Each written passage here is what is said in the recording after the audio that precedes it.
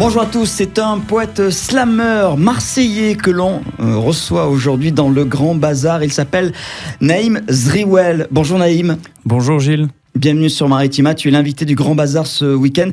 Je dis poète slammer, ça te va comme étiquette ? Oui, j'aime jamais aimé les étiquettes, mais celle-là, elle me va bien.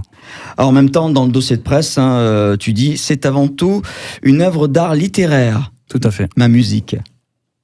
On va parler de ta musique, de tes textes dans un instant, mais avant cela, qui est Naïm ? Alors, qui est Naïm ? Naïm est un homme de 42 ans, papa de Nour, qui a 10 ans, qui a grandi en Provence, qui travaille dans l'éducation et qui est passionné de jeunesse et qui travaille pour l'égalité des chances et qui fait de la poésie, qui écrit de la prose, du théâtre. Je crois que tu as eu un parcours scolaire plutôt chaotique. Tu as décroché l'école à l'âge de 14 ans. Et c'est la musique, le rap, qui t'a un peu sauvé ? Qui a été un peu ta bouée de sauvetage ? Et je crois que le Grand Bazar, ça aurait pu nommer mon parcours scolaire. Franchement, ouais, j'ai décroché à 14-15 ans. Moi, j'avais des troubles de l'attention et j'étais hyperactif. Autant te dire que j'étais très turbulent. Et c'est vrai que j'ai fait pas mal de bêtises entre 14-15 ans et 24 ans et que heureusement, j'avais le rap, l'écriture, monter sur scène et faire de la musique pour évacuer toute cette énergie et ça m'a sauvé, oui. Ça t'a sauvé. Ouais, mais pourquoi le rap ? Et ensuite le slam ? Pourquoi le rap ? Alors, c'est une bonne question. Bon, Marseille, évidemment. C'est Marseille bébé. C'est Marseille bébé. Pourquoi le rap ? Bah déjà, pour ceux qui nous écoutent et qui ont moins de 20 ans, il faut qu'ils sachent que mon premier concert, je l'ai fait en 1995. Donc, à l'époque, j'étais un vrai passionné de rap, à l'époque de IAM. J'ai fait même mon premier concert avec Soprano Saïd ouais, à la MJC de Prévert de Aix-en-Provence, okay. Je me rappelle, et mon deuxième aussi avec lui et son équipe, Plandau. Pourquoi le rap ? Bah, écoute, parce que c'était ma culture à l'époque, on écoutait ça avec des copains et j'étais passionné. Et j'ai envie de te donner une petite réponse poétique aussi pour nos auditeurs. Je pense qu'ils ne savent pas que rap, ça signifie rhythm and poetry, donc rythme et poésie.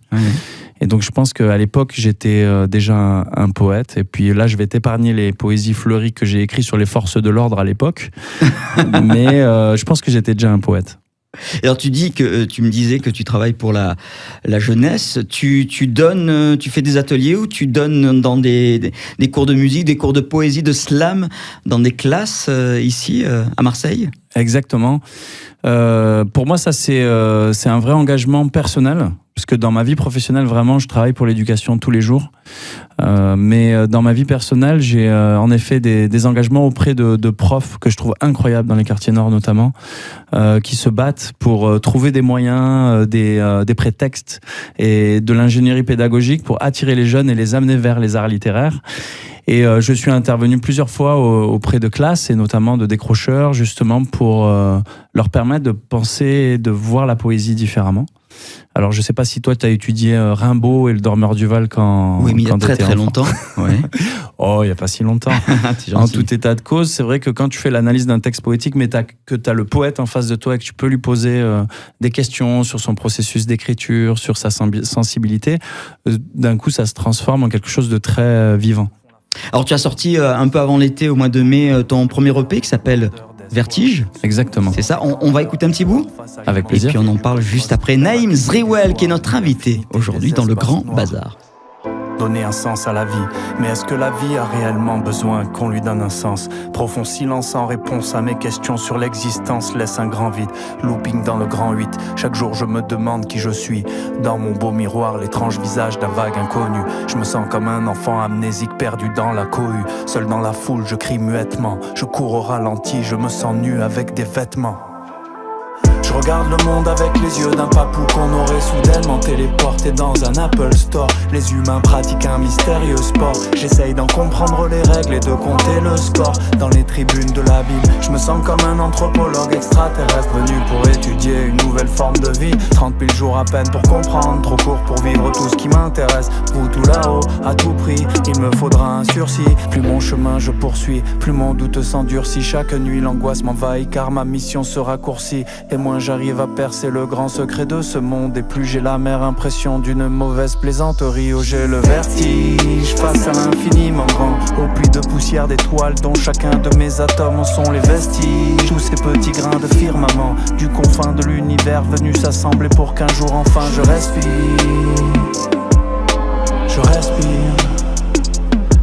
J'ai le vertige. Oh j'ai le vertige, vertige, vertige, vertige, vertige.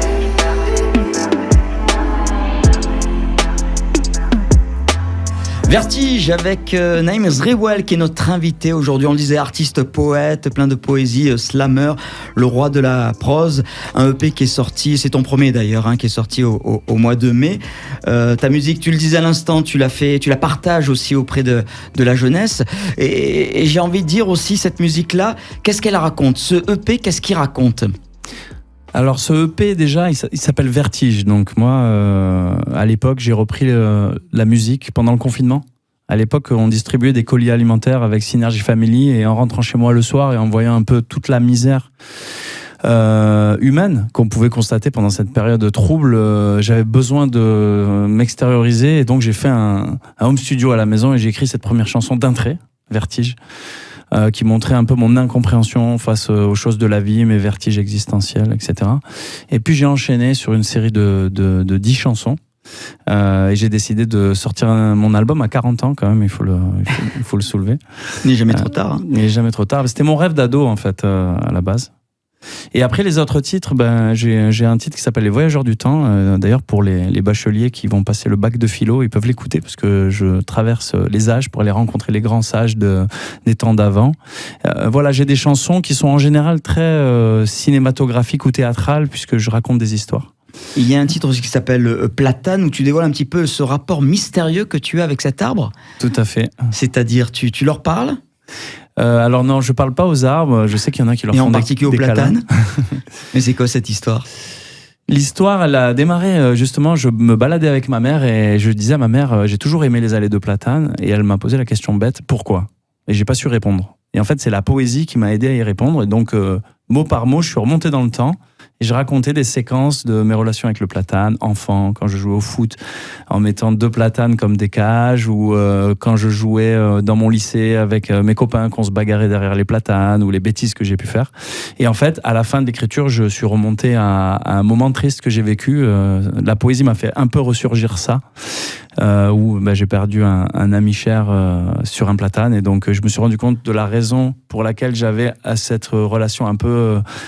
spéciale avec cet arbre. Douloureuse mais joyeuse aussi puisque on est en Provence, il y a des très beaux platanes, donc j'ai des beaux souvenirs avec ces arbres. Tu écris, tu fais de la musique, tu as aussi écrit une pièce de théâtre cette année. Tout à fait. Ouais. Premier EP, première pièce de théâtre, tu fais plein de choses dans ta vie. J'avais dit au démarrage que j'étais hyperactif. Alors des fois, ça cause des problèmes. Là, à mon âge, ça me permet de faire ce que j'aime. En l'espèce, moi, j'aime l'art littéraire. Donc, je fais du théâtre avec la compagnie Evoé à Vitrolles. Et la passion m'a prise. Et j'ai écrit une pièce qui s'appelle Amortel, que j'ai décidé de mettre en scène et puis de produire, qui s'est joué au Théâtre du Tétard au printemps dernier et qui va redémarrer dans sa production à partir de 2025. Et en tant que poète slammer, des concerts, des showcases peut-être bientôt ? Je crois que l'année prochaine, mais on se projette un peu loin, tu as Lourmarin pour un festival ? Exactement, le Festival des Arts de la Parole. Cette année, c'est à propos de la parole performative, donc j'ai l'immense honneur d'être invité pour faire 1 heure de seul en scène. Et pour mes dates, malheureusement, je ne peux pas dévoiler les dates à vos auditeurs, à nos auditeurs, parce que je les ai pas encore, mais je vais sûrement dans des théâtres marseillais notamment et peut-être ailleurs déployer mon seul en scène qui s'appelle lui aussi Vertige, qui dure 1 heure. D'accord. Donc tu seras seul sur scène. Seul sur scène avec un petit peu mes démons, mes ombres et tous les personnages qui m'habitent. Un voyage poétique aujourd'hui dans le Grand Bazar avec Naïm Zriwal qui était notre invité. Merci beaucoup Naïm. Merci infiniment à toi. On va écouter un nouvel extrait de ce EP Vertige, ça s'appelle Les mots. Alors là, il y a ta fille qui fait une petite apparition dans le clip et puis dans la chanson, dans le morceau. Tout à fait, ouais. Vous allez voir le clip, c'est une animation qui a été faite d'ailleurs par nos étudiants, des étudiants en audiovisuel et que j'aime beaucoup. Et évidemment, ce morceau, c'est mon amour des mots et je l'ai écrit et on est allé en studio avec ma fille et ma fille fait les 8 dernières mesures. Donc, si vous pouvez aller l'écouter jusqu'au bout, c'est vraiment bien mieux que ce que moi je chante. En tout cas, ma fille Elle m'a largement volé la vedette et il faut l'écouter jusqu'au bout, cette chanson. Et ce EP, on peut l'écouter évidemment sur les plateformes de streaming, sur... Tout à fait. Toutes les plateformes de streaming, YouTube, Spotify, Deezer, etc. Et on te retrouve aussi sur les réseaux sociaux. Réseaux sociaux, principalement Instagram. Je dois l'avouer que TikTok, je commence à être un peu vieux pour ce réseau-là. Aussi Facebook, tout à fait. Et puis j'ai un prochain EP qui sortira en janvier. Inch'Allah, comme on dit en Ardèche. Merci, merci beaucoup, Naïm Zriwal. À bientôt et bon week-end. Merci beaucoup.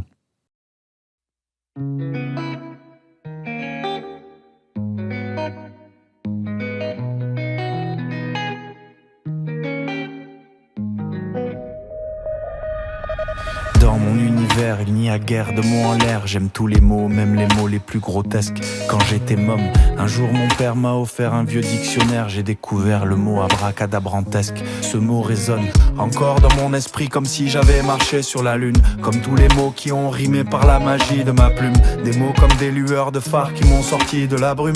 Les mots d'amour qui, je crois, ont fait de moi un homme. Poème connu ou anonyme, orné de rimes et homonymes. Des chansons faisant jouer des mots qui se ressemblent. Des consonnes et des voyelles qui s'embrassent et qui s'en mêlent, qui font s'accorder des mots qui vont très bien ensemble. Les mots d'amis, les mots de Nour, les mots la nuit, les mots d'amour, des mots des fois absents qui savent trop bien se faire attendre. Des mots qu'il faut lire dans les yeux, des mots silencieux, des mots muets que seul un ami sourd pourrait entendre. Pour t'expliquer mon monde, j'ai pas les mots. Souvent c'est mes yeux qui disent je t'aime, c'est pas mes mots. Maman, j'ai eu honte quand j'ai connu l'ombre. Pour te demander pardon, maman, j'ai pas les mots. Face à la beauté du monde, tu sais, j'ai pas les mots. Ami, c'est mes gestes qui disent je t'aime, c'est pas mes mots. Quand je me replonge dans les mots qui me rongent, je voudrais crier mais bon, des fois j'ai pas les mots. Un seul mot d'un petit paysan introverti, en toute simplicité et modestie, a parfois plus de poids, de sens et de sagesse que tous les mots d'esprit de Victor Hugo et Dostoïevski. Les mots rayés sur le cahier d'un poète inconnu en quête d'inspi, jamais publiés dans des manuscrits, sonnent comme des mots secrets chuchotés sur l'oreiller un soir d'été par de jeunes amants envoûtés dont les corps transpirent. Des mots qui s'offrent par amour, des mots qui rendent parano, des mots silence qu'on peut confondre pour un oui ou pour un non. Les mots d'amis, le mot du jour, les mots la nuit, les mots d'humour, des mots choisis qui mis de bout en bout composent les beaux discours. Parfois la bouche est une arme et les mots sont des balles. Parfois les mots soulagent quand l'émotion fait mal. Parfois j'ai pas les mots, non. Parfois je sais pas comment, non. Parfois c'est pas le bon moment. Parfois les mots me manquent. Pour t'expliquer mon monde, j'ai pas les mots. Souvent c'est mes yeux qui disent je t'aime, c'est pas mes mots. Maman, j'ai eu honte quand j'ai connu l'ombre. Pour te demander pardon, maman, j'ai pas les mots. Face à la beauté du monde, tu sais, j'ai pas les mots. Ami, c'est mes gestes qui disent je t'aime, c'est pas mes mots. Quand je me replonge dans les mots qui me rongent, je voudrais crier mais bon, des fois j'ai pas les mots.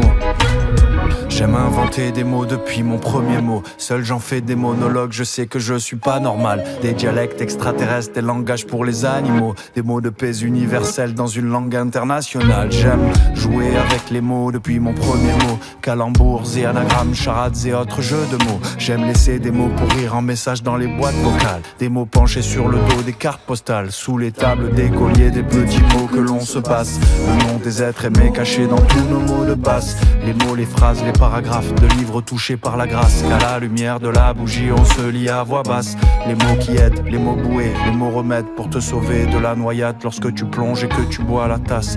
Les mots qui sont des carapaces qu'on improvise à la place. Des mélodies de mythomanes cachant des mélodrames. Des mots qui sont des maladresses, des mots qui blessent, des mots d'ivresse, des SOS, des très longs SMS, émoticônes tristesse. Les mots durs, les mots sales demeurent les mots qui restent. Ces mots que l'on regrette quand les personnes parties manquent à l'appel, font de la peine. La tendresse et l'amour dans les mots de ma mère. La rudesse ou l'humour, les humeurs de mon père. Le mot sur le frigo est un mot qui te rappelle que quelque part sur terre, il y a au moins quelqu'un qui t'aime. Tu sais, moi aussi, papa, j'aime inventer des mots imaginaires, des mots bizarres et rigolos. Et même quand tu me grondes pendant quelques secondes, j'ai envie de rire parce que parfois t'as pas les mots. Tu sais, moi aussi, des fois, papa, j'ai pas les mots pour exprimer mes émotions, parfois j'ai pas les mots. C'est sur toi que je compte quand j'ai des larmes qui montent. Tu me prends dans tes bras et ça, c'est mieux que tous les mots.